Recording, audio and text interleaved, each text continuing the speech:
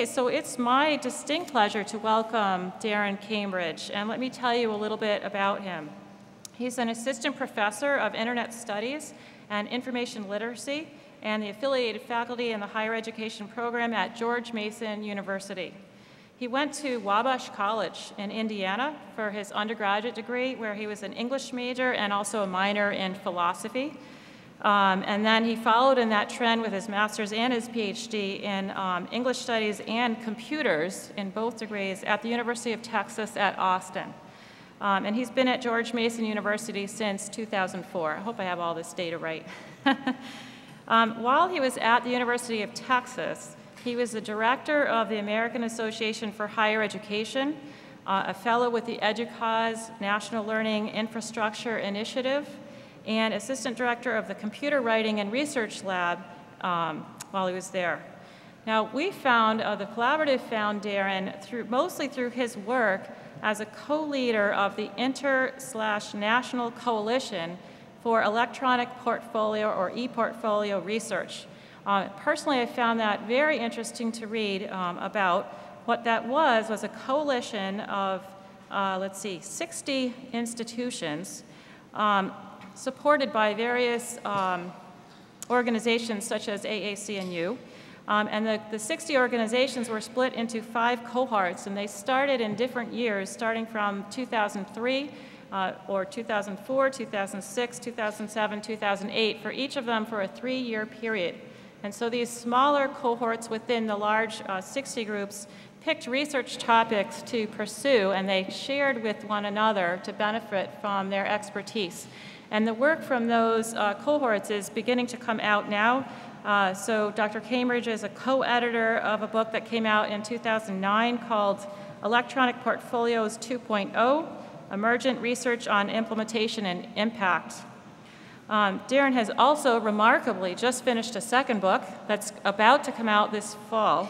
That book is not from the coalition research, but his own, looking at the bigger pictures facing electronic portfolios and also some of the emerging technologies that would support the practice of e-portfolios. Darren also serves as the chair of the board of directors of, I think it's pronounced ABLE, which is Association for Authentic, Experiential, and Evidence-Based Learning. That's the organization that hosted the ePortfolio conference this July in Boston that a number of Quinnipiac faculty and staff attended and learned a tremendous amount from Darren and his colleagues. Darren also headed George Mason's participation in the AAC&U Valid Assessment of Learning in Undergrad Education project. He was also a lead developer of something called Learning Record Online, which was a powerful tool for assessment that had its origins in something called Primary Language Record, which started in London. So he has quite a few years of experience in assessment of learning using electronic tools. I did a count. Dr. Cambridge is well sought after as a speaker and a panelist. Last year he gave 11 presentations. He's well on his way this year with 9. He speaks all over the country, Boston, Indiana, Kentucky, and England, to name a few. So we're very pleased to have him come to Quinnipiac University. Currently he's working on an edited volume, The Global Diffusion of ePortfolios. And he's also working on a community portfolio for a Native American community in Arkansas. Dr. Cambridge's research has illuminated some of the ways in which e-portfolios can influence learning and the learning environment for both students, for faculty, and for institutions. His studies can also exemplify how e-portfolios might increase retention, accountability, improve writing and reflection, and also contribute to disciplinary identity and as well as accreditation. So we're most fortunate to have Dr. Cambridge as our guest today, and tomorrow he's staying on actually to work with our first cohort of faculty collaborative scholars. Please welcome Dr. Darren Cambridge. His talk is entitled E-Portfolios, The Joys of Disruption. Thank you.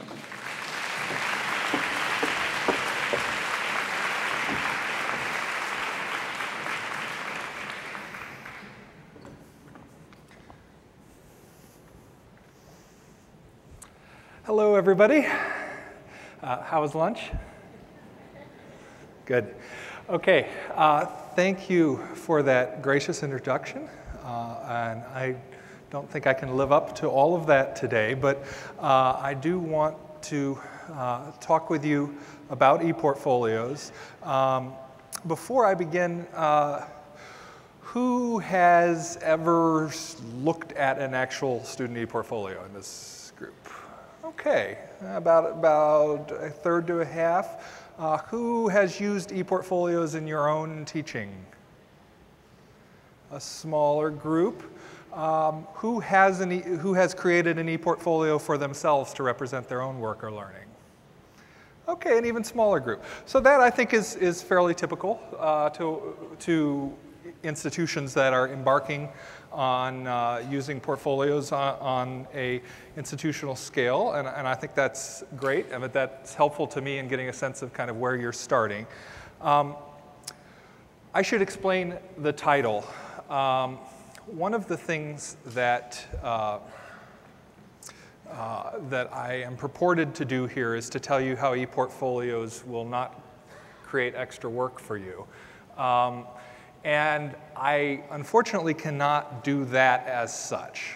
But what I can do is talk about how portfolios might help you reconceive, reconfigure, transform some of how you work, and in that way perhaps make your teaching more meaningful and more effective, and perhaps also more efficient. So I want to reframe it from this is going to be easy to this is going to be exciting. So to get you excited, and for those of you who don't have much experience with portfolios, to get you a little bit of a sense of what's going on, I want to quickly move through some basically just snapshots of what different programs and institutions across the country are doing with portfolios. And I've indexed these so that they connect to your set of proficiencies. So hopefully that'll give you a taste of what's going on. I don't expect all of those will be engaging for everybody, but hopefully you find something there that piques your attention. The second thing I want to do is talk about the definitions, what is a portfolio, what it's good for, and then why I think that portfolios are, at an institutional level, a disruptive innovation. And then by that point, you should be overwhelmed and really worried. And then I want to bring you the good news in the last third, which is that you can embrace this disruptive nature, I think, in a way that both is productive for you and that doesn't require jumping in and head first and doing all of it right away. So there are some ways to implement some low threshold practices to get your feet wet, to start contributing to building an ePortfolio culture here at Quinnipiac, even if you're not going to totally redefine the way that you teach or your sense of what's important in learning. Okay, so first a few examples. Start with one from down under, from the Queensland University of Technology, which is in Brisbane, Australia.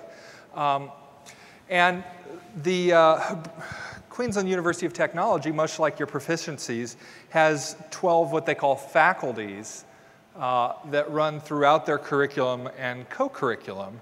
And they have perhaps the largest scale ePortfolio implementation in the world. They have over 20,000 students, not just with accounts, but regularly using the portfolio. And I think part of the reason that they've done that really well is that while they have a set of universal proficiencies, they've been able to use the portfolio to reframe those in multiple languages, in the language of different disciplines, different programs, in students' own language, and in the language of employers. So the portfolio is a place where they could translate between different contexts in which students were developing those facilities and make them available to other kinds of audiences. Another distinctive feature of this particular portfolio model is they really focused on short narrative descriptions of particular meaningful learning experiences or performances that demonstrate progress towards these facilities, supported by evidence, by specific samples of work. And that simple format of a small story with some evidence is easily adaptable to a lot of different contexts. And so that's part of the reason they've been very successful in a large, diverse university to have a portfolio that brings different contexts together. So obviously that evidence could be evidence related to any of the proficiencies.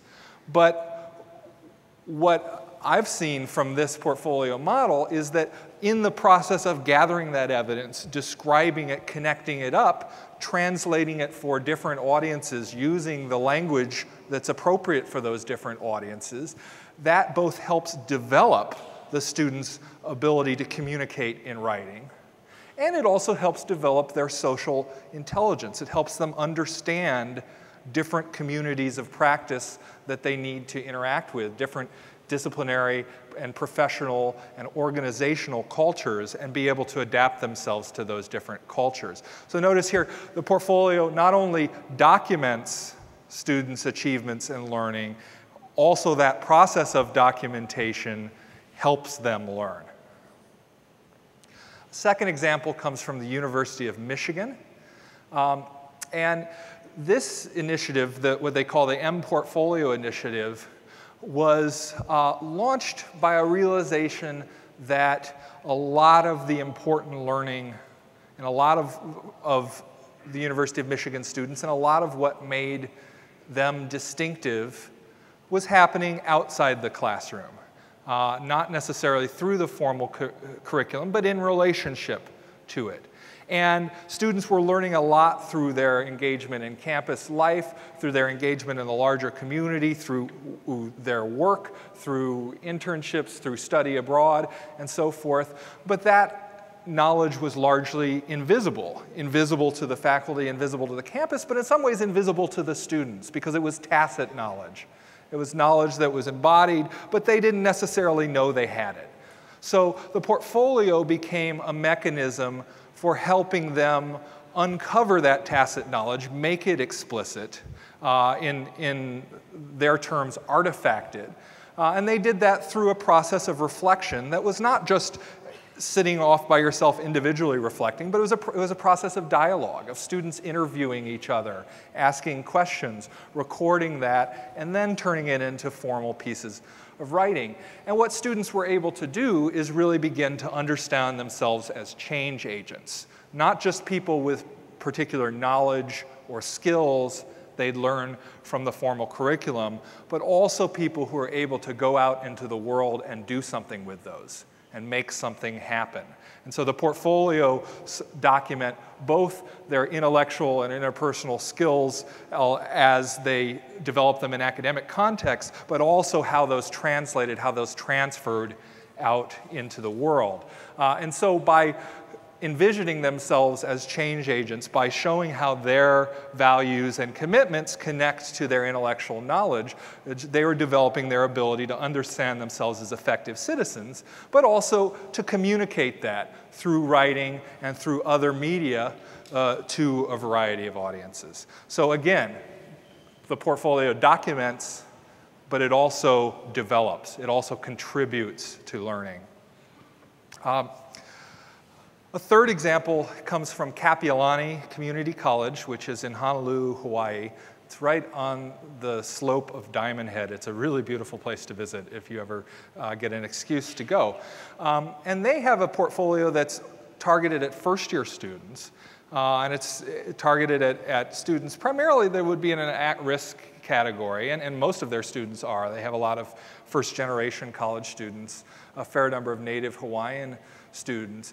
And so this portfolio is designed to help them connect their home culture, the native Hawaiian culture in which they grew up, with their new evolving identity as a member of an academic community.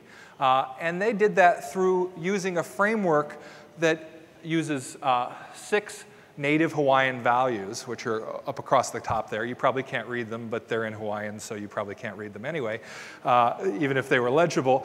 Well, and then 4 stages of the journey of an outrigger canoe, which is a powerful cultural metaphor in Native Hawaiian culture. And they're asked to gather samples of their work and to reflect at them at the intersection of the different stages and the different values. So that becomes a heuristic that helps them create an integrated representation of both what they bring with them to college and their new experiences at college. And they do that in dialogue with the faculty in the courses that use this model and in dialogue with other students. And what they've found in their research, this is one of the campuses that's part of the International Coalition for Electronic Portfolio Research, is that students who complete this portfolio experience score higher on standardized measures of student engagement than students who don't have that experience, and score higher than comparable students on measures of conventional study skills that are indicators of potential future success in very traditional academic environments. So it's interesting here that this very novel kind of structure actually leads to some, conventionally important outcomes. So see here, by focusing on culture, this is a context where students can develop an understanding of diversity. They understand each other's backgrounds. They understand the relationship between the dominant American culture and the Native Hawaiian culture. But they also exercise critical thinking in deciding what pieces of my work best represent me. How do I critically analyze them? How do I make an argument that they connect to these values, to these stages?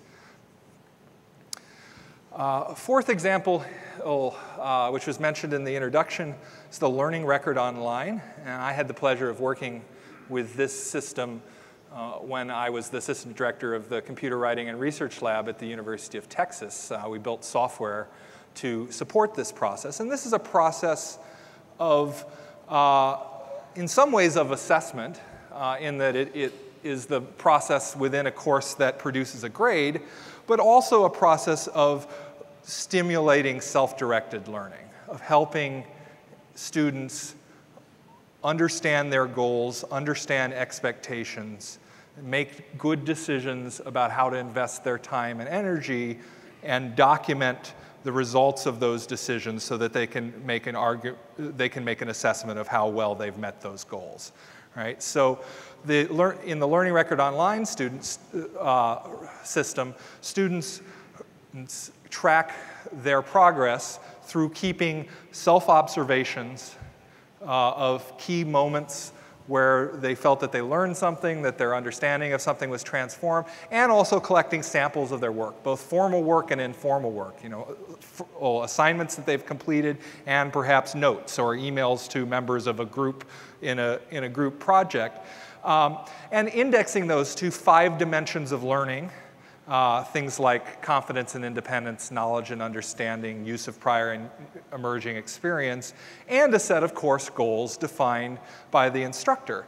And at the midterm and at the end of the course, students select some of those observations, some of those samples of work, and then interpret them in terms of the course goals and the 5 dimensions of learning, and make an argument about what that body of evidence says about their development, broadly in terms of the dimensions of learning, and more specifically in terms of the goals of the course. And at the midterm, there's a moderation process where students read each other's portfolios, minus the grade recommendation, and make their own grade recommendation and respond to them. And then the faculty member also looks at them and says, yes, on the basis of the evidence in this portfolio, we could justify your assessment. Or no,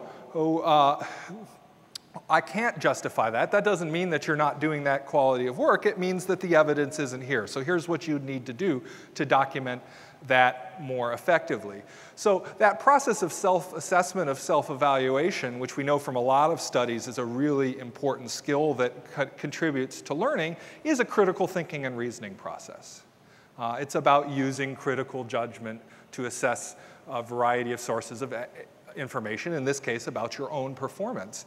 But also through the moderation process, students get a really rich understanding of each other's experience. So arguably, this also contributes to development of awareness of diversity, diversity in terms of backgrounds, educational experiences, interests, but also learning styles and levels of capability. An example from the sciences comes from the human biology program at Indiana University. And this is a program where students develop portfolios over 4 years, documenting their work in the lab, in the field, in the classroom, and doing reflective writing about that development, and particularly trying to draw connections to generate integrative thinking across, sort of hard science courses and more applied science courses and the liberal education core of the university, and seeing how all of those things fit together with their experience outside of the classroom in the field. And another thing that they're doing that's really exciting in this project is using the reflection in the portfolio to assess teamwork in the context of physiology instruction. So one of the things that students do in this physiology program, which is distinctive, is that the exams in this program have both an individual and a team component. So they're parts that each student does on their own, and they're parts where they work in a team to answer the question. And through tracking the reflections, the folks at IU have been able to learn about how students develop the skills to study well in those teams, to prepare not just individually for an exam, but as a group for exam. And there turns out to be certain strategies and certain dynamics that are more effective, that contribute more to learning. So going through that process, students are both learning about working in groups, developing social intelligence. The institution is learning something about that development process, learning how to facilitate it better, and through the collaboration process, they're developing their scientific literacy, which is comprehensively documented in these portfolios that they iteratively develop over 4 years. An example from the professions comes from the accounting program at the University of Waterloo, which is a university in Ontario in Canada.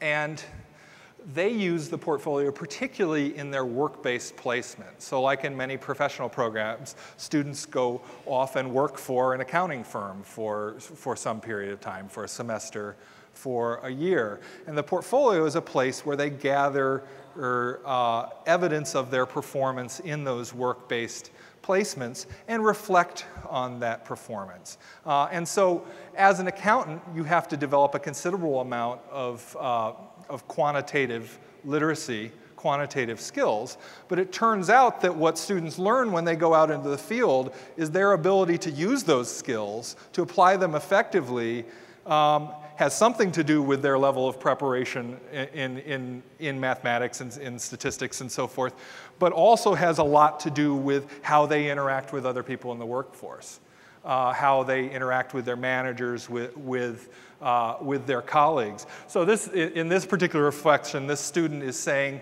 one thing I had to learn is how to say no, and that might be okay sometimes, and to do effective work, to be able to work at a pace where I'm accurate, where I'm doing stuff at a high level, I have to be proactive in managing my own workload. I can't just assume that somebody's going to make those choices for me. It turns out to effectively apply those quantitative literacy skills, there are a set of interpersonal skills that had to be developed in connection. So again, look at the pattern that I'm drawing through these examples. This is both documenting skills, right, showing I can take my mathematics knowledge out into the world and actually solve accounting problems, but also it's developing social intelligence, it's developing skills, it's developing a sense of how that fits into a professional community.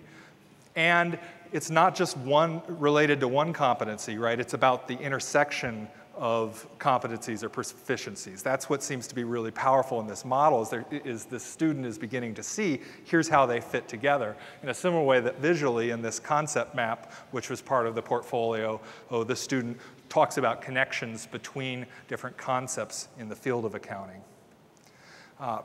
The concept map, I think, is a powerful kind of visual construct for representing the kinds of integrative relationships that portfolios can bring out. So I realize that this is probably pretty hard for you to read here, and that's okay, but this is a actual portfolio designed as a concept map. So this is a visual representation of this student who was in a course I taught, an introduction to information on the internet.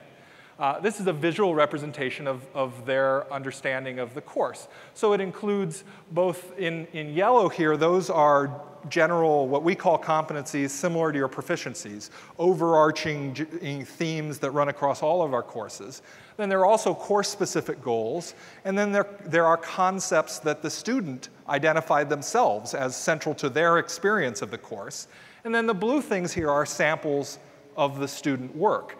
And so in one glance, you can see this is how this fits together for the student. This is their experience of this course, documented by specific evidence, and then each of these links are annotated. So if you roll over it with a mouse, you see a paragraph like this pops up that's their reflection on, here's how this sample of work is connected to this course goal, or connected to this proficiency. So I think this is a good example of how you can use the digital medium to do something other than just have someone write an essay to create a rich representation of learning.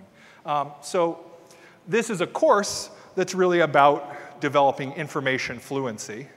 By learning how to create a visual map like this, a student is both developing their visual literacy and developing a tool that helps them interact with and understand information. All right, this is my second to last example. It comes from Virginia Tech, from the English education program.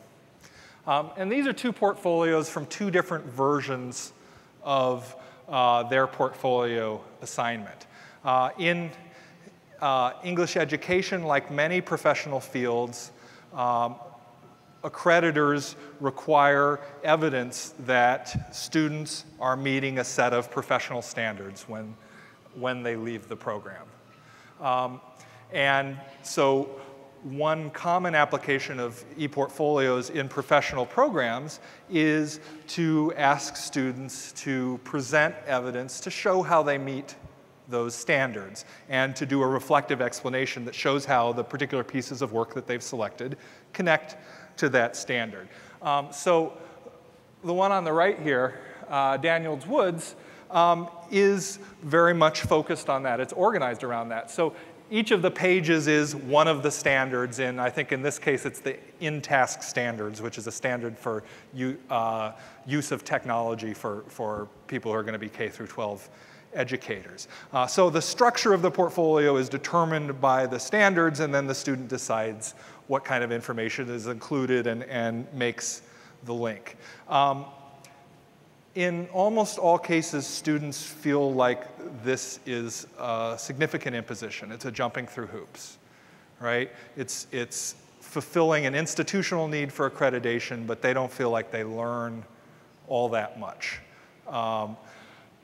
when it is totally driven by the standards. So that was the experience at Virginia Tech, and so Virginia Tech decided, let's redesign this. We still need to generate this evidence for assessment for accreditation, but what if we gave students more control over the interface of the portfolio, about how things are organized, about how it looks and feels, so that they can represent their sense of what does it mean to be a beginning English educator.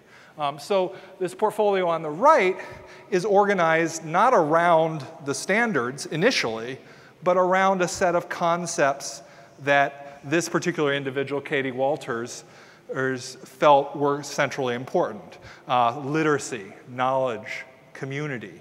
So she has pages for each of those. Now on those pages, there are then references to and links to the standards and evidence of those. So you get all the kind of evidence you have here, but rather than it being something driven by a generic, externally defined set of standards, it's driven by the student's own synthesis of who they think they are as a professional, and then that is then connected to the external common language for what excellence in that profession looks like. She also uses the visual interface of this portfolio to communicate. So her focus is on growth, on organic change, and so she chooses earth tone colors. She includes pictures of seeds and leaves, and that runs throughout the portfolio and so the visual interface and the organization helps represent who she sees herself as a new member of this profession,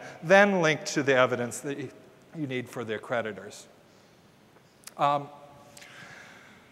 So again, through this process of self-representation and through visual design, through hypertextual organization, and a student is developing visual literacy skills, but also thinking critically about what it means to be a member of that profession and making good choices about presenting solid reasoning about how they meet a set of professional standards. So yet again, the portfolio experience both develops skills and documents its capabilities, and it's at the intersection of multiple proficiencies.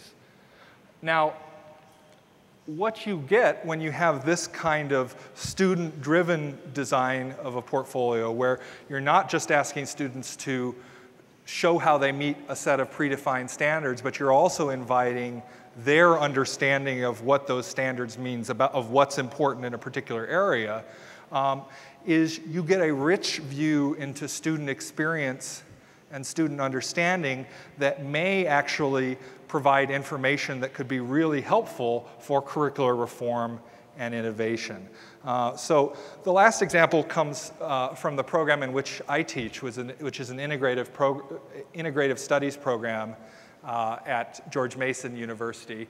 And so all of our students create a fairly comprehensive graduation portfolio, and they have different concentrations, which are sort of like majors, a little more loosely structured. So this particular student, Sean Moore, his focus was community studies. And Sean was a very sort of person interested in very spiritual communities, and so he did some work living in an ashram in Quebec, and he went and traveled around India, and he read lots of different kinds of traditions and synthesizes that in this portfolio to try to represent his understanding of himself, but in terms of a set of 9 competencies that are like your proficiencies that run throughout our curriculum. So he has a section in this portfolio about communication. And in his communication section, he says, you know, when I first came to George Mason, I started out thinking about communication as, you know, conveying a message to an audience. And so he includes, you know, a PowerPoint from a speech class he took, and said, I got better at that. I'm a pretty good public speaker. I can organize a coherent argument. But as I went along, as I had these other experiences, you know, I began seeing other parts of communication that maybe didn't show up in the formal curriculum.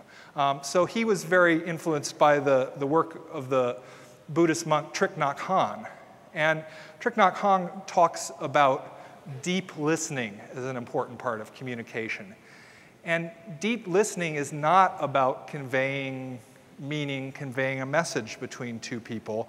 It's about silence and presence. And his theory is that part of the process of dealing with trauma, of reconciliation, of healing, may be silence and co-presence more than sharing information, sharing ideas. That may be a different dimension of communication that's really important in some context. So this is something that Sean points out that is important to his understanding of communications as he's leaving us, but was something that he learned through his own study as opposed to what we taught him in the classroom. Now, This is a portfolio of Wayne Lin, very different guy. Really, he's a techie. He's a very practical guy. Get it done, no BS. You know, he would have no interest in any of this spiritual mumbo jumbo that Sean's into. But interestingly, in the communications section of his graduation portfolio, he stumbles on a similar kind of insight. So he's talking about his experience proctoring one of our computer labs. And part of that job is if someone wants to, you know, learn to turn a photo black and white in Photoshop, or to learn to use the various different software applications that are available in that lab, his job is to help them learn how to do that. And as a practical, you know, get it done kind of guy, his first impulse was to say, you know, get out of the way, I'll do it for you. Well, and he realized, okay, well you know, they're not really learning anything there, I'm just solving their problems. So the next thing he thought is, well, I'll give them a set of steps, and they can write down the steps and they'll know how to do it. But he realized that, you know, that's not really, they're not really learning. They'll know how to do exactly that thing, but if they have a slightly different task, they'll be lost. And so probably what you need to do for people to really learn to use a piece of software is to give them point them in the right direction, and then to sit back and let them struggle a little bit. To be there to help them if they really get totally stuck, but let them mess around, let them try it out. You know, so he called that having fits of patience, which I think is a great phrase. So what he found is, in fact, silence and presence was actually an important part of communicating how to use a computer. They needed to know he was there, that if they totally got lost, he was going to step in.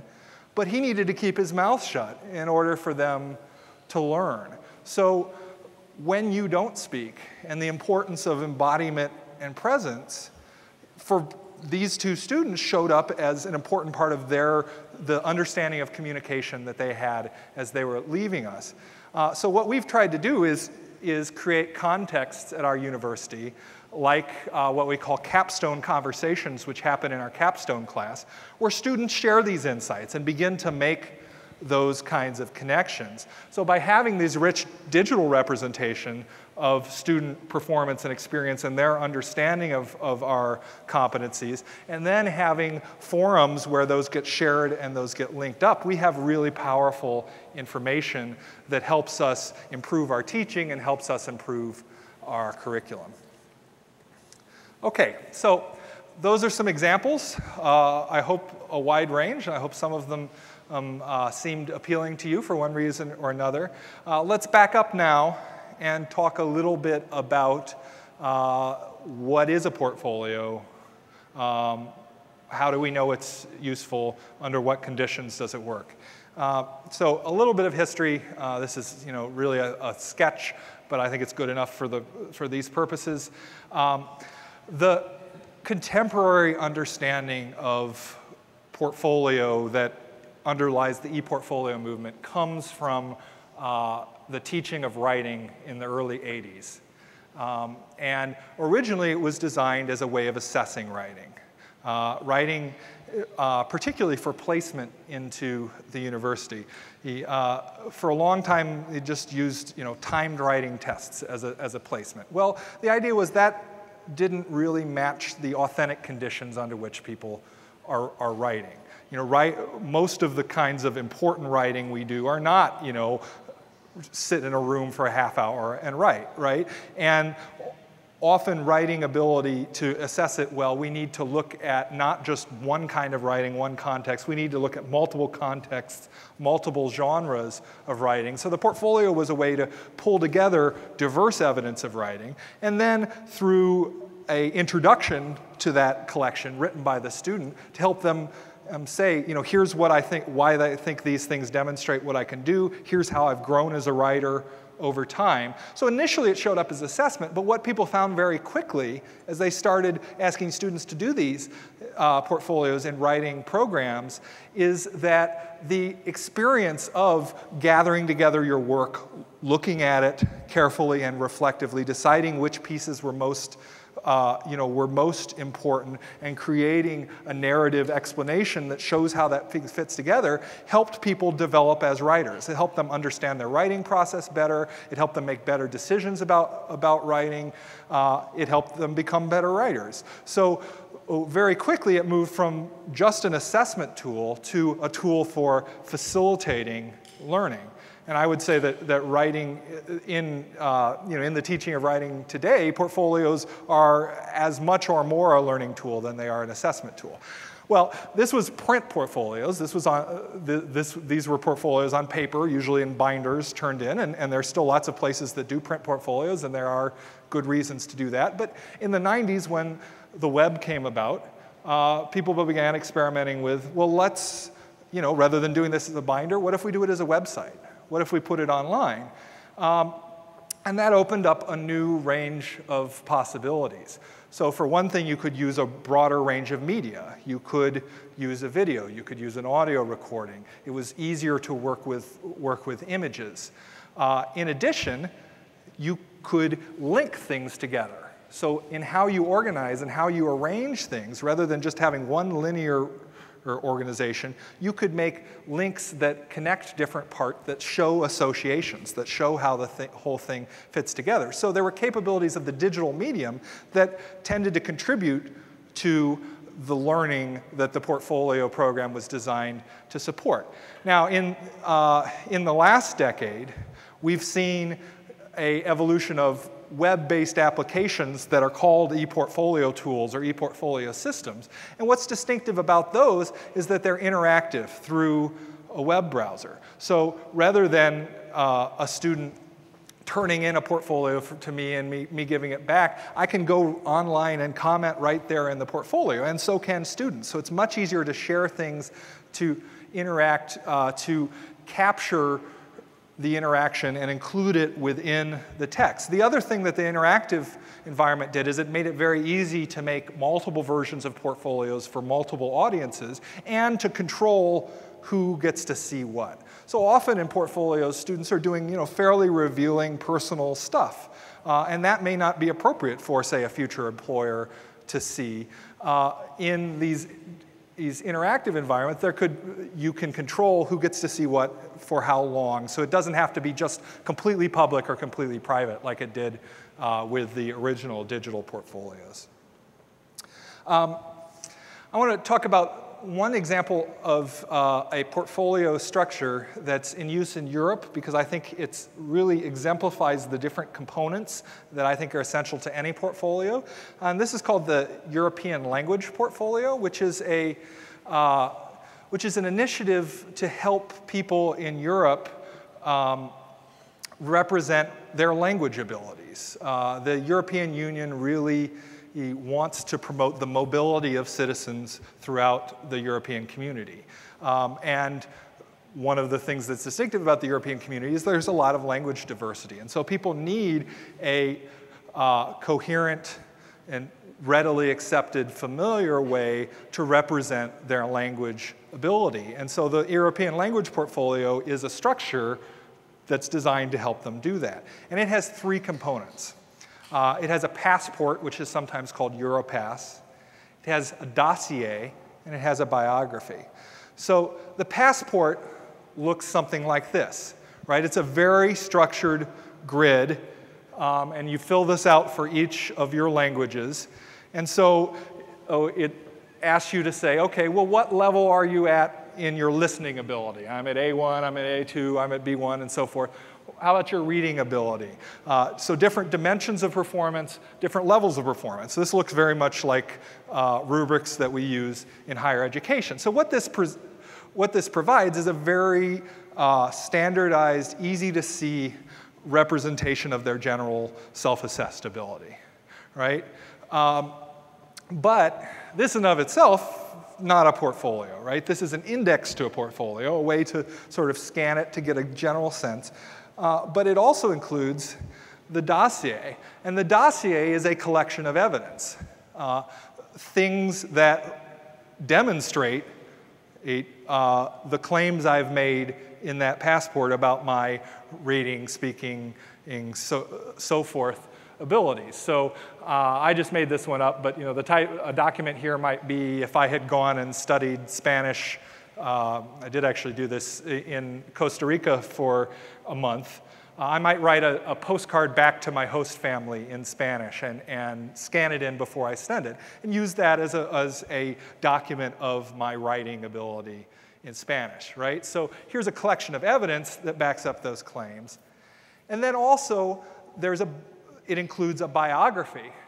And the biography is about the story of how I learned the language, my goals about what I want to learn in the future, what parts of language are easy for me, which parts are hard, or what I'm passionate about, what I want to do with my language capabilities. So that says I've got evidence connected to a framework for assessment, but then I've also got my own story that explains why those things are the way they are. So for me, that really, those three components map pretty nicely to what I think are the three essential components of a e-portfolio.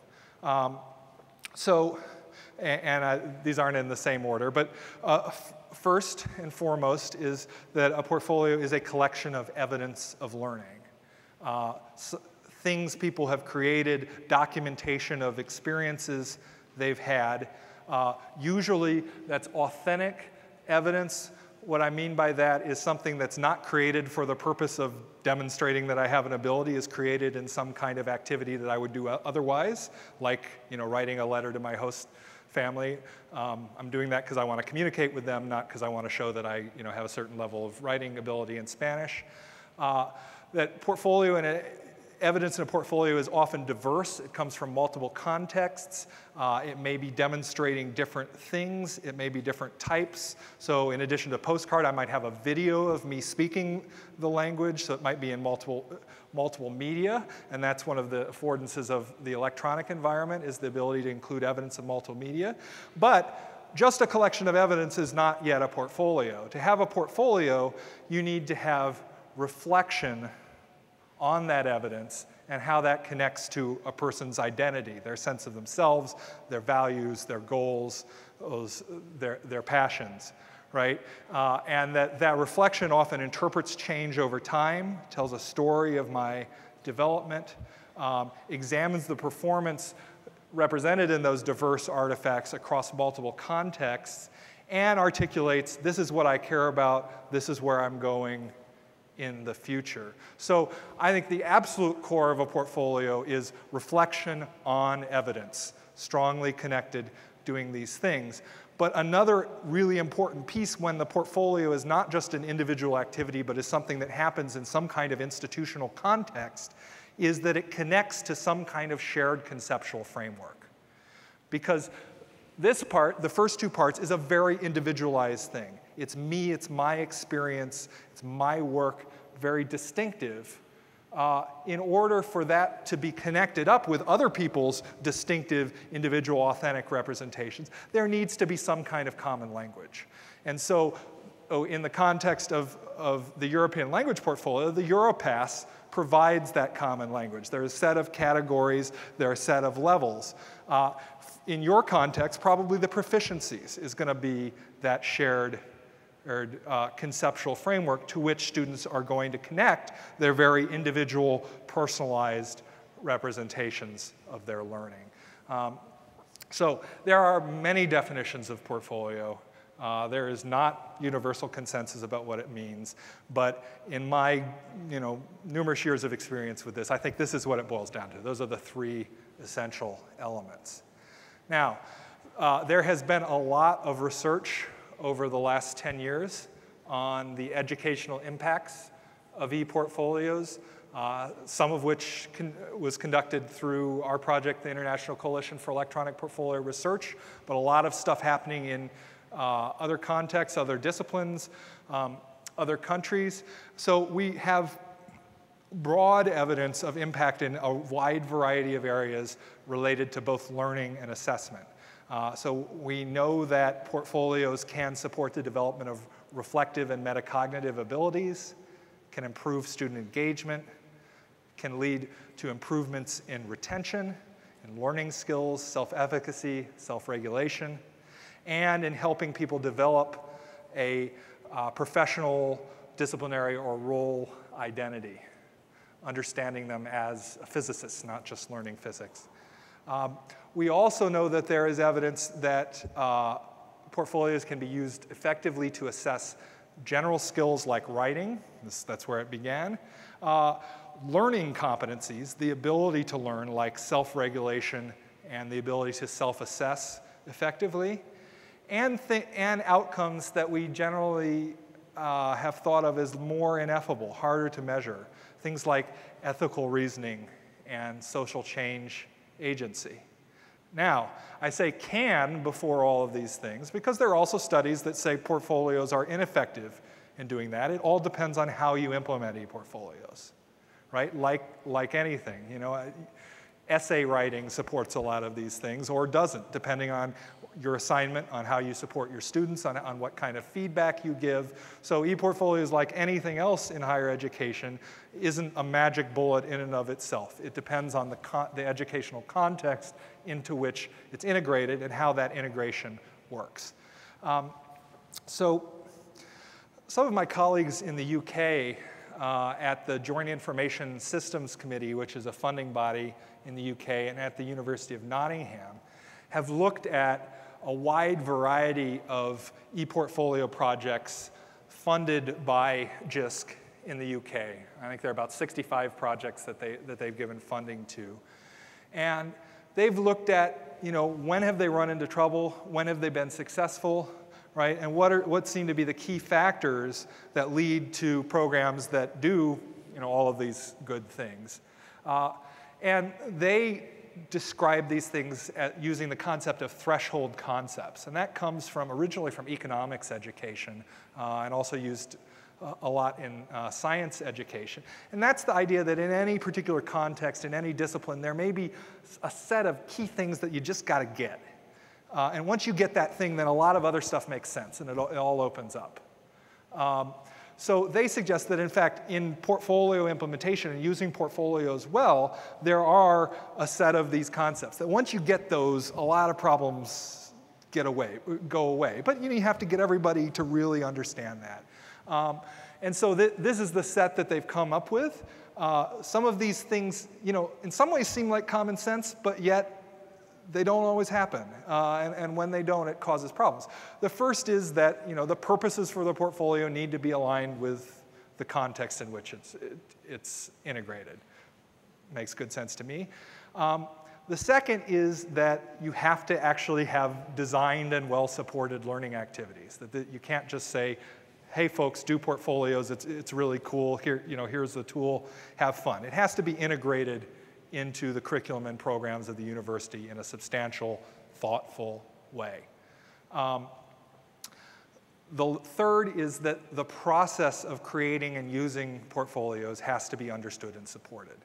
The idea that you can just say, okay, the last 2 weeks of the first semester of your senior year, you're going to create a portfolio, go for it.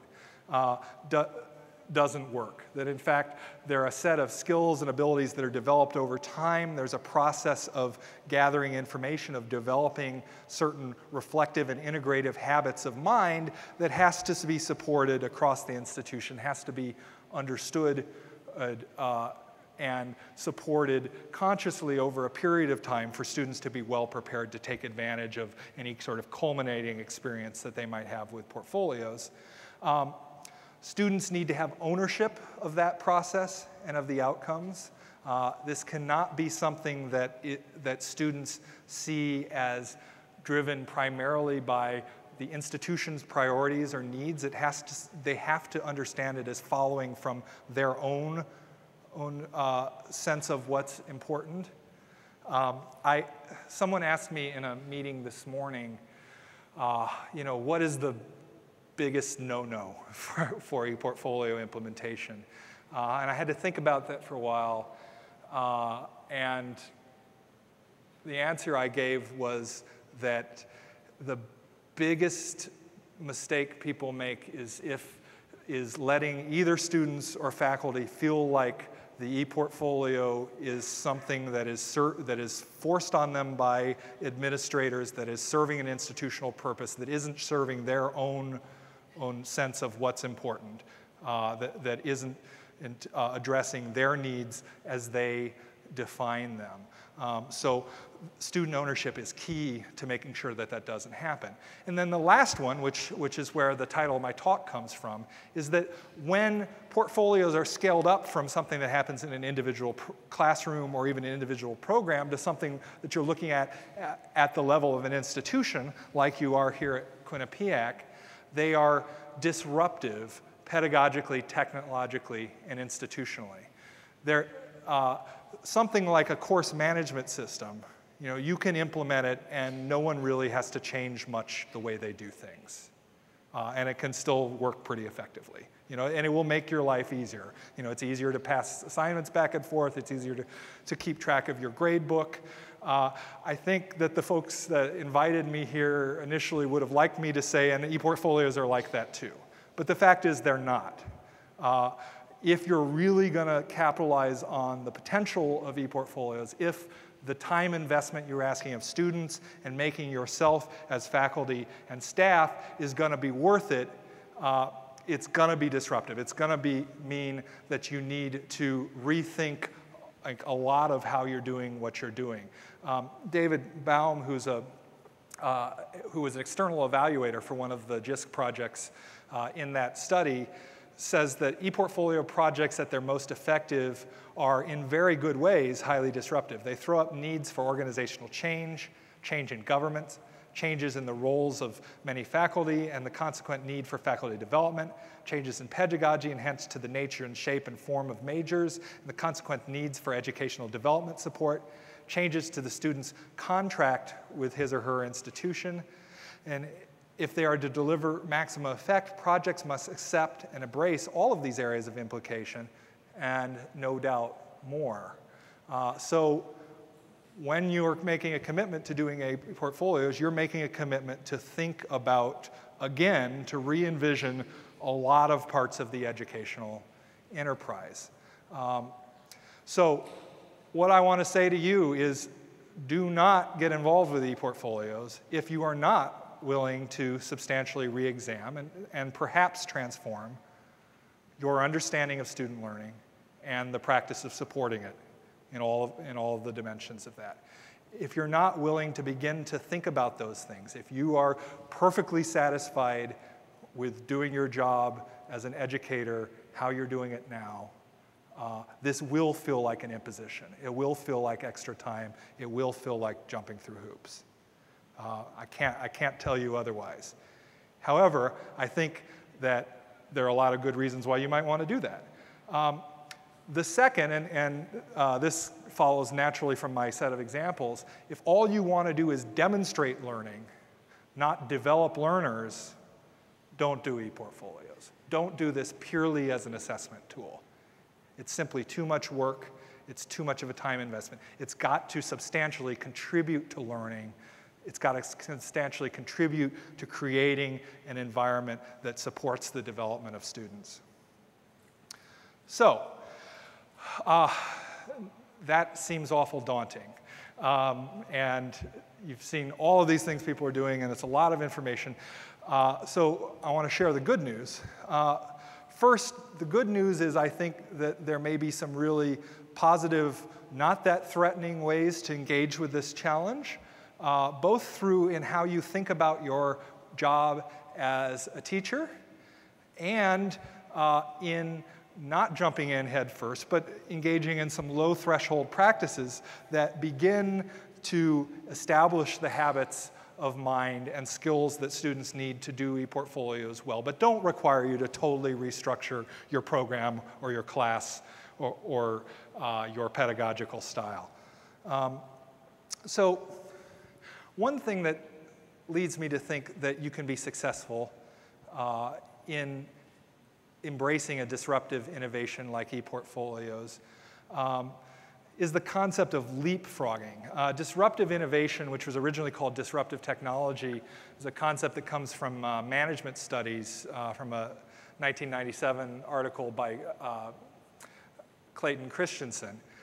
And what he suggests is that disruptive innovations, innovations that really require you to reevaluate how all of the pieces of an organizational ecology work, often places that are set in their ways, that are doing something really well in a way that they're very happy with, are not going to engage those kinds of innovations. Because why would they? It would require them stopping doing things that they already do great and require them to change. But organizations that are already embracing change, that are looking for new opportunities, that aren't the mainstream, that are doing things in a distinctive way, often can jump over those, conventionally perhaps more successful or more prominent organizations and embrace these emerging opportunities of disruptive innovations.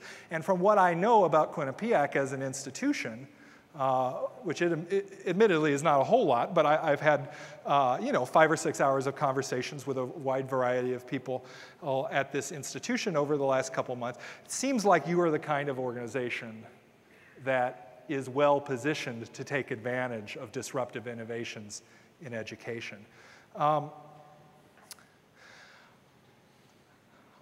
also think that a way to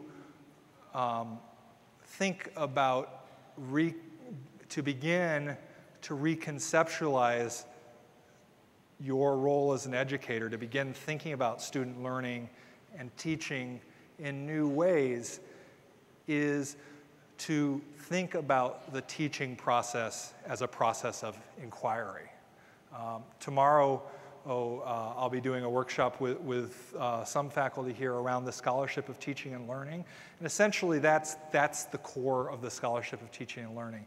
The scholarship of teaching and learning says that teaching is an inquiry process. It's not just a process of transmitting knowledge. It's an ongoing investigation about how do students learn and how do you support that. So that's a first piece. The second is that there are some ways that you can do little things in your classes that will contribute to this larger transformation.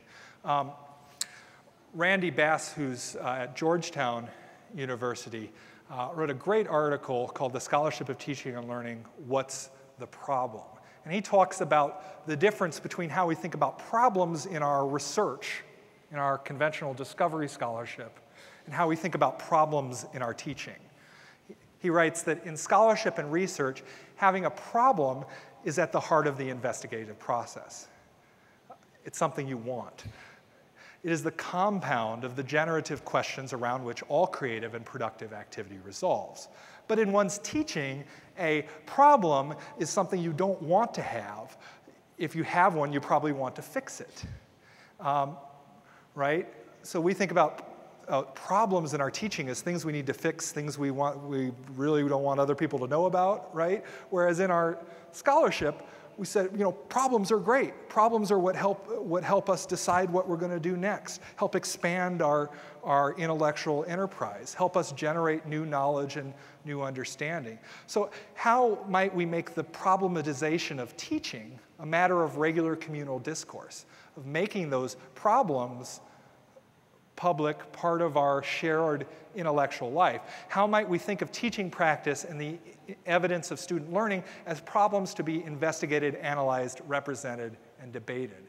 So if you come to your teaching not saying my goal purely is to, get students to learn a thing, but my goal is to learn about how to continually do that better, to each semester, each time I teach a course, or to get a broader understanding of what students' experience of that course is, how what I do impacts that, how they're learning from the rest of their lives, connects, and to constantly be asking questions that help you improve, but also help you further understand those students, the learning, and how knowledge is constructed in your class. Then that reconceptualization process is not something that's threatening. It's not something that distracts you from your work, but it's an integral part to doing your practice effectively. When you do that, often scholars of teaching and learning and members of our research cohorts of the International Coalition for Electronic Portfolio Research have found that we need to look at a broader picture of learning than we conventionally do in a college classroom. So my colleague Kathy Yancey, in a wonderful book called Reflection in the Writing Classroom, which I'd recommend to anyone, even if you're not in writing, it's interdisciplinarily accessible and it's in your bibliography, one of the handouts. She suggests that conventionally we've looked mostly at the delivered curriculum, right? And this is the stuff in the course catalog, our assignment sheets, my lecture notes, all the stuff that's prepared that's the official content of a course of an educational program. But if we're going to move from just looking at teaching to really looking at learning, we've got to look at the experienced curriculum too. What happens when students interact with this stuff? What goes on in their heads? What kind of work do they produce? That's why the Scholarship of Teaching and Learning, it initially was called the Scholarship of Teaching, and soon it became the Scholarship of Teaching and Learning because it was clear you could not evaluate teaching until you really understood learning. So how is that stuff we deliver actually experienced? Well, that experience is in the larger context of what Kathy calls the lived curriculum. So students are learning throughout their life, before they get here, after they leave us. They come with a set of pre-existing understandings. They have other experiences that are going on elsewhere in their life through their co-curricular engagement, through their personal life, that impact how they receive and how they interact with our experienced curriculum. And so to really understand, is the curriculum we're designing doing what we want it to do, we have to see that larger, more complex picture of how those three curricula intersect. And I hope that some of the examples I've shown you make clear that portfolios seem to be distinctively powerful in making those connections and that broader picture of learning visible. A second concept that I think is really helpful in guiding the kind of re-envisioning process that effectively integrating portfolios into your courses and programs is the idea of practical reasoning. And this term was coined by Bill Sullivan and Matthew Rosen in a book called A New Agenda for Higher Education, Shaping a Life of the Mind for Practice. And that was the result of a series of conversations of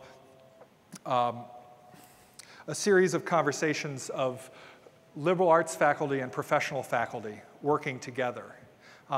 And they found that the professions do a great job of helping students develop the competencies and the skills they need to go out and act in the world.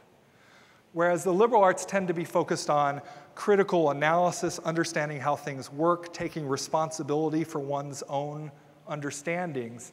And the thesis of this group of educators is, in fact, we need to find ways to put those things together. We need both critical analysis of texts, of ideas, of political positions, and the ability to take that analysis and make it bring to bear on action out in the world. And so practical reasoning is both critical analysis and putting that analysis into action. And that probably requires the kinds of learning that's happening in multiple contexts within a university and beyond the university. And so portfolios might be a place where all of that can come together. Another thing that portfolios can do arguably pretty effectively is help us begin to make visible and assess and evaluate some of those outcomes that we traditionally thought of as ineffable, some things that by conventional standards may be hard to measure. So on the handouts you have of the proficiencies, in the first couple sentences it says, we're producing the leaders of tomorrow. And I mean, virtually every higher education institution and in the world, somewhere in their mission statement or their brochures, it says, we're producing great leaders. And yet, if I tried to get you all to develop a rubric about what great leadership is, there'd be a big food fight in here. It would never happen, right? So some of the things that we value, we all value leadership, but we probably hold a variety of different perspectives on what's valuable about leadership. So one approach is to say, that's something we can't assess. We can't evaluate it, we can't grade it. But another approach is to say, what if we reconceive assessment as helping people represent in evidence-based, sophisticated ways their own perspectives on what is, say, good leadership, and then putting those into conversation. So that's something that a portfolio can do really well. You can ask students to create a leadership portfolio to say, for me, given my experiences, here is what I think good leadership is. Here are the components. Here is evidence from my coursework, from my co-curricular experience that shows what good leadership is, and then connect those up in community conversations, have students present them to each other, share them with you, share them with members of the larger community, and have a conversation about what are the different perspectives on leadership, which work in different settings, how is our curriculum and our program supporting or not yet supporting those different visions of leadership. So that's what I call deliberative assessment, which is a different process than saying we have a predefined set of outcomes and we're going to see whether we meet them or not, but I think equally important in shaping our programs and curriculums. And I just mentioned, one of the audiences might be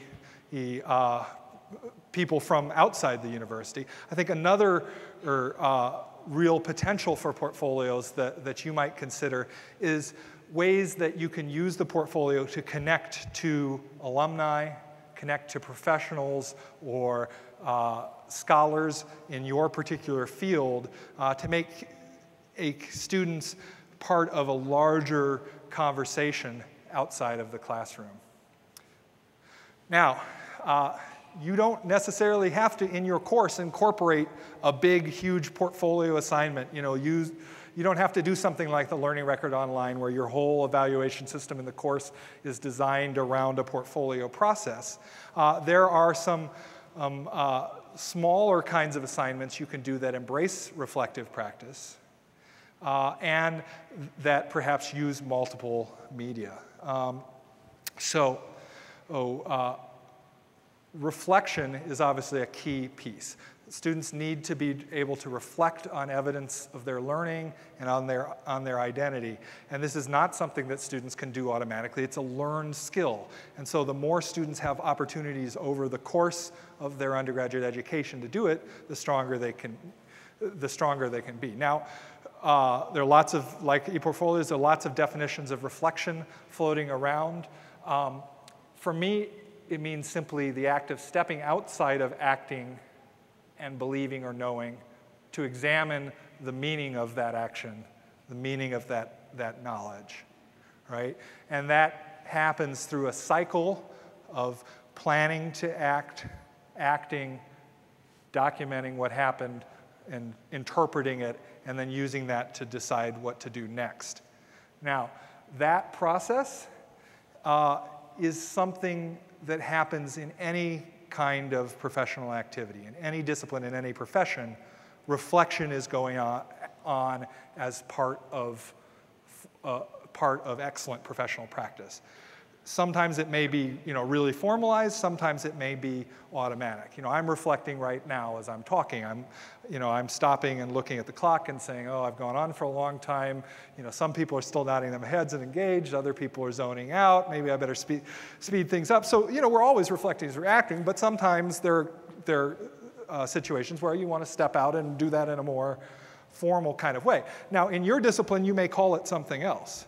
When I talk to biologists, they say, oh, we don't reflect, but you do, lab notebooks where you have these detailed plans for what you're going to do in a field experiment, and then you analyze very carefully what happened and how you're going to do it next time. Well, that is reflection. It's not called that. So you may need to use different language, but I think you can find instances where reflection is called for and where doing it more systematically may be important in any kind of context. And how that reflection becomes portfolio reflection is when it's reflection on evidence of learning. Right? Not just reflection on what I remember, my experience, but reflection on some tangible representation that I can connect to that reflection.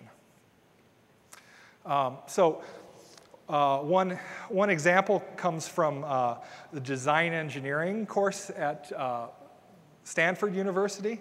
And they use what they call reflective ideologues, basically blogs that students compose over the course of the semester, and they combine their drawings, photos, writing to help them connect the activities they're doing to their sense of what does it mean to be a design engineer? What is the concept of design? How does that connect to what I'm doing? And they get responses from their TAs and from peers. So they haven't gone full-blown and done a portfolio in that course, but they do something that instills some of the habits of mind of documenting experience and reflecting on it in conversation with others that would help those students be well prepared to create a portfolio, perhaps using some of the evidence that they've produced in those ideologues in another context.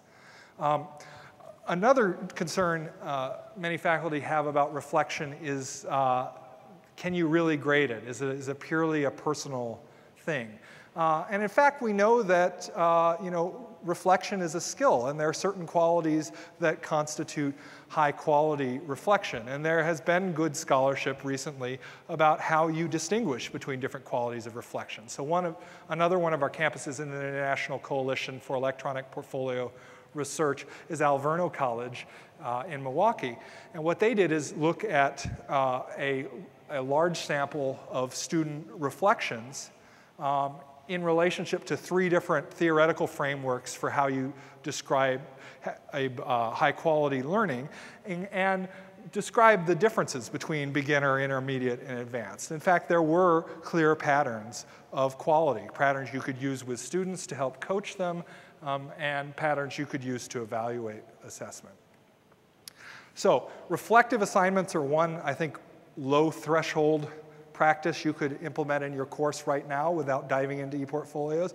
The second is multimedia documentation of learning. Using audio, using video, using different kinds of visual representations. Now, even say 5 years ago, this stuff was pretty intimidating, right? If you wanted to do video, you had to learn to use a fairly, a tool that was designed for professional video editors, or something that was really clunky, or something that was really expensive and not all your students were going to have access to. Recently, there have been a lot of new tools made available that are really rather easy to learn to use, both for you and for your students. And your handout, the one that related to technology, has a list of a number of different tools in different areas that are either free or very low cost and are fairly easy to get up to speed with. So one example of that, this is the portfolio I showed you earlier. This was developed in a free system called CMAP Tools, and that's listed on your handout. I have used this with students in a wide variety of contents. It's cross-platform, it's free to download.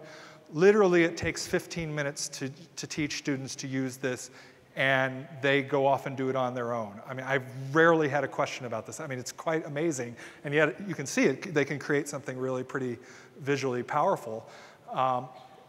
So that's one tool. There are a variety of free concept mapping tools. That's a good initial step into using media other than text with students. A second kind of multimedia assignment that is very accessible and useful in a wide variety of settings is digital storytelling, which is where students create short videos that represent a concept or their learning experience or what have you, using primarily still images, a soundtrack, and a recording of their own voice put together. So it's an easy way for students to begin to understand how different media can be used together, but it's something that you can take a class day and teach them the basic skills they need to actually successfully complete this assignment. The technology that I've used in most of my classes, which is very easy for students to use, is called Photo Story. It's a Microsoft product. Unfortunately, it only runs on PCs. But I just want to show you, as my second to last slide, a brief story, digital story created by one of my students. So this digital story is something that I spent, about an hour and a half both teaching the technology and teaching the concept of the digital story. We looked at a couple of examples. This story is not actually all that exceptional. It is it is actually fairly representative of the quality of work that students produced.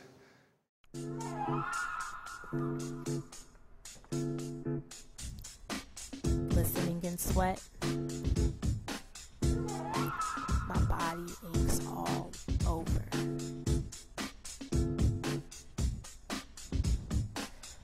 But it's the sharp pain in my knee that hurts my feelings. With every suicide and drill I run, the pain is there, like a movie cue that I do not want to take. I'd written this script a long time ago when I was little. And this was not in the original. My mind's scurrying, I think to myself, basketball isn't just my talent. It's my passion. And I'm gonna be a professional athlete. But should I hold on to this dream? Trade in my fear for courage and dream bigger like some others. Breathing hard, yet hardly breathing. I streak in a hoarse voice. Coach, I'm done, it's bad.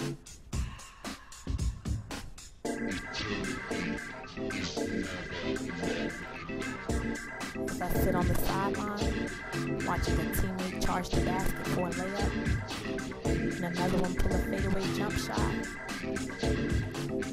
my eyes get watery at the sight. I try not to cry, but a couple of tears manage to force their way out. One for not wanting to let go. One because I know in my heart I'm being pulled in another direction.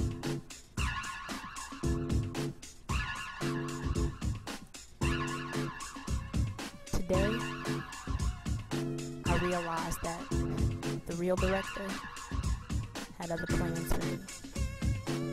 But at that time, I thought I valued nothing else.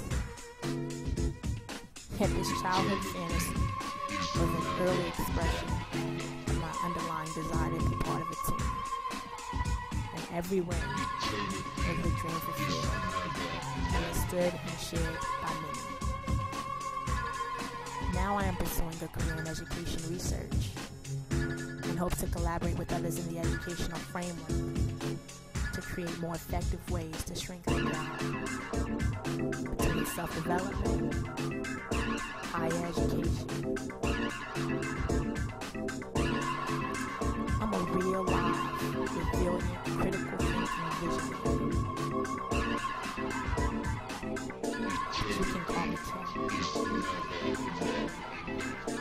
Well, that's an example, I think, of a fairly powerful personal narrative of transformation that brings in her experiences, her passions, and shows how that's transformed into a new academic identity that displaces her sense of that athletics was at the center of who she was as a person and where she wanted to go. Does that in a fairly dramatic way. This student was composing that at a point of transition where she was making that change of understanding herself. And when you see this in the context of her portfolio, she's able to explain how the experience of creating this little film helped catalyze that switch that she was making. And again, this was something that was fairly easy to do, was one assignment in a class, was really rather manageable even by students that had no previous experience with this technology. I'm sorry that some of the images didn't show up on the screen. I don't know why that was. I can give you the link to this later if you want to go back and look at it on YouTube. So just to sum up, the joys of disruption, e-portfolios can be a means both of demonstrating proficiencies and of developing them. And in fact, to make e-portfolios worth it, you've got to do both together. You can do that through reconceiving teaching as a process of inquiry and thinking about the e-portfolio as a window into a broader picture of student learning. And you can begin to do that, and you can begin to create a campus environment that supports that through engaging in some of these low-threshold practices of reflective, integrative assignments and multimedia documentation of experience, combined with creating some selective contexts for larger scale integrative e-portfolio experiences, such as the ones that your e-portfolio task force is beginning to develop and test. And those things together create an e-portfolio culture that will produce students who are self-directed and self-aware change agents, able to be leaders for the future. So, and with the obligatory self-promotion, these were mentioned earlier. There's a book, ePortfolios 2.0, published by Stylus, that has some of the results of the International Coalition for Electronic Portfolio Research. That's sort of the practical book. This book, which is going to come out in October, is the theoretical book. This is using ePortfolios as a way to think about the underlying important educational questions about what do we value about learning, how do we support it, what role does technology play. So if you're interested in some of the stuff I've been talking about, you may want to check those out. A lot of my presentations are also available on my website, which is ncepr.org/Darren. And the slides that I just presented will be up here, probably tonight or tomorrow. So you can go to that site, click on presentations, and you'll find it, and you can download these slides. They'll be linked to from there. So I'm not sure how much more time we have. Yeah, I'd be happy to answer some questions to get a dialogue started. I think there are mics in the aisles. I guess I'll go first. To Sonia, I guess it is. Hi. Liam O'Brien. I'm the chair of the Department of Film, Video, and Interactive Media, perhaps about to become the most popular group of students at Quinnipiac. Question. In terms of integrating this so this becomes student ownership, seems to me much in the same way that 5-10 years ago he would have said, oh gee, we need a library 101 course so that students understand research or how to access or use the library. Obviously, whatever the technology is that allows students to, in essence, design their own web page has to be integrated into the curriculum day one, semester one. I'm just wondering, in terms of what you've seen about institutions that have been successful in doing this, where have they slipped the technology into it so the students feel that they own it top of first semester as freshmen? Yeah, that's a great question. And there are a variety of models, several of which have been successful. One model, the model that we use in my program is that it is a formal part of the first-year curriculum, which requires that there be some, common core to the first-year curriculum.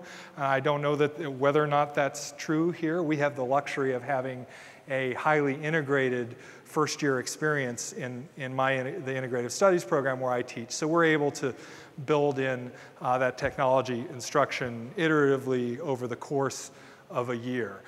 Many institutions don't have that luxury. Some do it as a part of orientation program, so students start on their portfolio right away when they get to campus. There are a number of institutions that include ePortfolio technology and also sort of conceptual instruction as an add-on to selected courses, kind of like a lab that might be run by a TA, it might be run by an advanced undergraduate that has some experience. So it's incorporated with the course, but it's not necessarily solely the responsibility of the faculty member, and it doesn't take away from space in the course for the conventional kind of content. And then another thing that many, I won't say many, but some of the most successful institutions have done to support student ownership of the technology is having some place students can go to get help, but also to advance their skills if they move beyond just what they get in the introduction. If they want to do something that's beyond the scope of what everybody's expected to do, to have a resource for them. So something along the model of a writing center. LaGuardia Community College in Queens, for example, which is one of the most successful institutions in supporting portfolios, has what they call a portfolio studio, which is a place that students can go where they've got a group of advanced undergraduates, people who have experience working with the technology and also have had experience creating several iterations of their own portfolios, who can consult with those students and can say, okay, if you want to do that, here's what you need to learn, here's how you learn it, let me help you.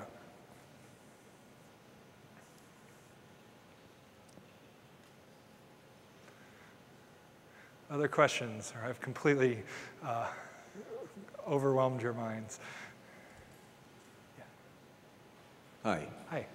Can you name the one ePortfolio platform that is free, immediate to launch, that doesn't have the problems of, say, Sakai, which is rather complicated, I would think. I know you've done work on it. That is as accessible as Facebook and just ready to go, and you don't have to pay for it. I mean, I know I used Blogger for years, but Blogger is not the same as the portfolio, but it's close. Could you talk a little bit about where it is? Because I know in the article you gave us, there's still a lot of footwork to do as far as making ePortfolios as free and easy to use as some of the other so-called social media. Yeah. I don't know of any place that's offering it as a free tool like a Facebook. There are open source alternatives. One of the technologies that's going to be pilot tested here is called Mahara, which is a free open source but much easier to use and to set up ePortfolio environment as compared to Sakai, which is a large-scale enterprise technology which really requires a significant investment of staff and faculty and student time. So it's much easier to get up to speed with that. There also are a number of portfolio tools that people can use fairly inexpensively as individuals. PebblePad and Mahara are two, for example, that offer individual accounts that are $15 or $30 a year. So it's not a lot of money. You can jump right in and use it. It's also very possible, and people are having good success, to use general purpose web social software for creating portfolios. I've seen some very good portfolios created within blogging platforms on WordPress.com, for example. WordPress allows you to create pages as well as blog posts, so you can create something that's a hyperlinked website in the style of a portfolio.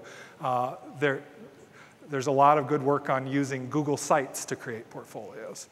Now, you don't have some of the sort of institutional apparatus around it. You don't have the sort of assessment mechanisms built in that you might want. You know, it doesn't have as much of the sort of social interaction stuff that some of the ePortfolios specific platforms have, but perfectly adequate for creating a rich representation of learning. Hi, I'm Lise Thomas. I'm in the biology department. I was wondering if you could address, in cases where this has been particularly successful, what kind of commitment is required on the part of the students, and maybe either in terms of hours that they spend on it or in terms of fraction of their student academic activities? Oh, that's a good question. I think it's a significant time commitment. I'll put that out first, right? To do this well is a significant time commitment.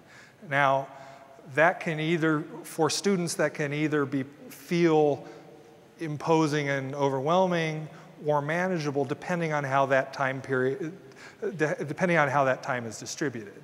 So if there's a process where, you know, like in human biology at IU, where this is something they're doing regularly. You know, in each class they're doing a little bit, and over time they're building stuff up, and they have a couple of periods where they, you know, do the synthesis, but they don't have to start from scratch. I mean, you add all that up, it's a significant amount. I mean, you know, it's 5% of their educational time. I don't know, something like that, probably not 25%. But if the model is just in their last year of college, they have to create this comprehensive thing and that nothing's happened prior to then, you know, then you're talking a 60-hour project and it can be really overwhelming. So if you can build in a process with a lot of people doing a lot of these low threshold things and some institutional process of helping students gather that stuff together and then occasionally step out and synthesize it, then I think the rhythm of the time is going to feel much more manageable for students.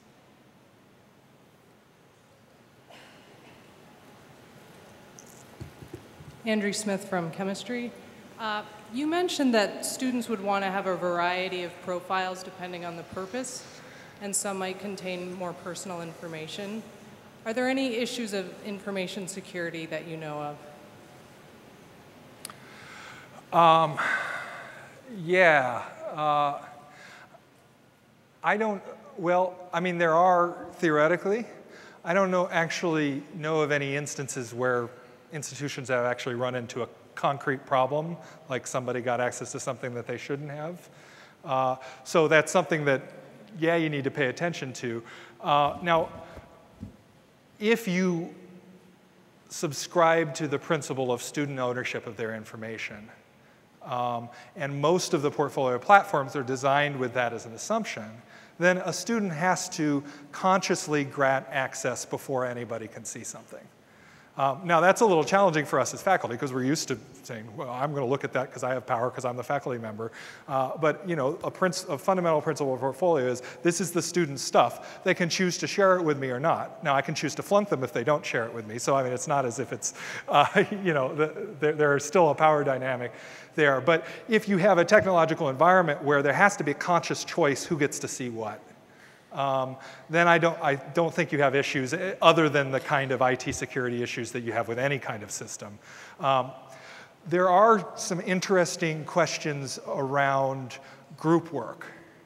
If you're representing the product of multiple students' work, who gets to decide who gets to see that? You know, and particularly if I'm reflecting on that and I'm saying, you know, my lab partner really fell down on the job and I'm sharing that in a really public way, potentially there could be issues there. And I don't have a good answer to how you negotiate those. I think that's a real open question. And as portfolios become more social, as collaborative work becomes more central to representing the proficiencies, that's probably something you're going to have to grapple with.